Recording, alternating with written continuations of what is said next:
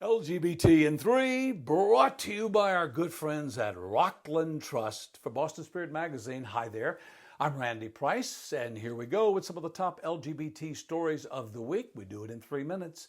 The 2020 GLAAD Spirit of Justice Award celebration will be held live online Friday, October 16th, 6:30 in the evening, and this year's Spirit of Justice honoree will be activist Grace Sterling Stoll.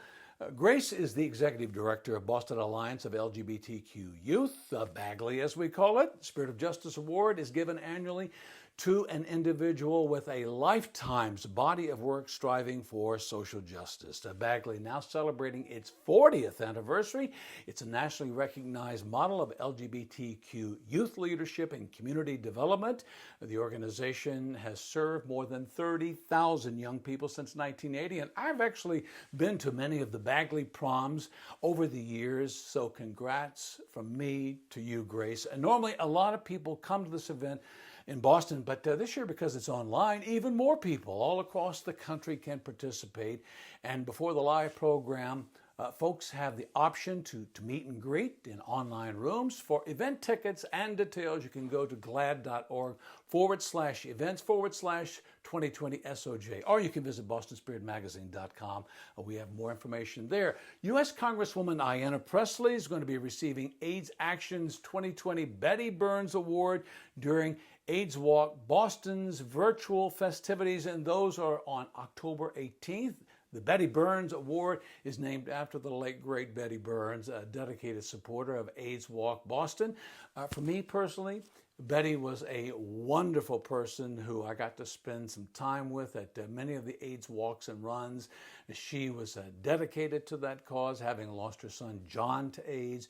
She was at the walk for about 20 years. The award in her name recognizes an individual or group that has gone above and beyond to promote education and awareness in their efforts to raise funds for AIDS Action and AIDS Walk and Run Boston. Throughout the COVID-19 pandemic, I can tell you that AIDS Action has continued to serve clients through innovative programs, and as such, fundraising has never been more important.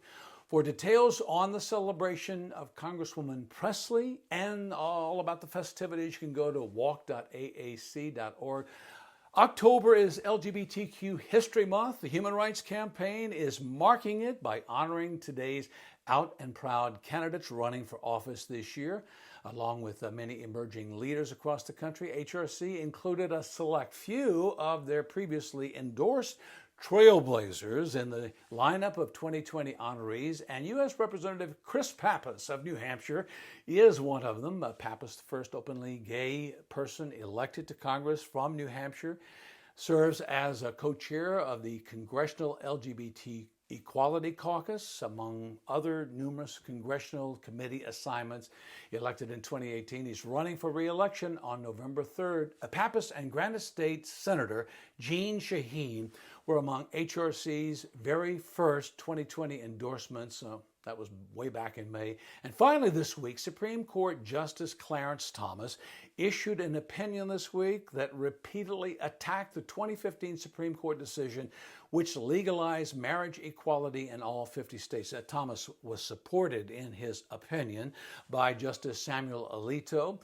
Thomas called the ruling unconstitutional because it bypassed the democratic process and, he says, caused people with sincerely held religious beliefs concerning marriage to find it increasingly difficult to participate in society. Thomas made the statement while denying a petition from Kim Davis, the Kentucky county clerk, who refused to do her job and issue marriage licenses to same-sex couples. She claimed that her Christian beliefs were holding her back. She has been involved in litigation ever since and asked the Supreme Court this year to overturn an appeals court decision that held her liable for violating people's rights as an elected official. The Supreme Court refused to hear the case. Thomas called Davis a devout Christian who he claims was one of the first victims of what he calls the court's cavalier treatment of religion in this matter.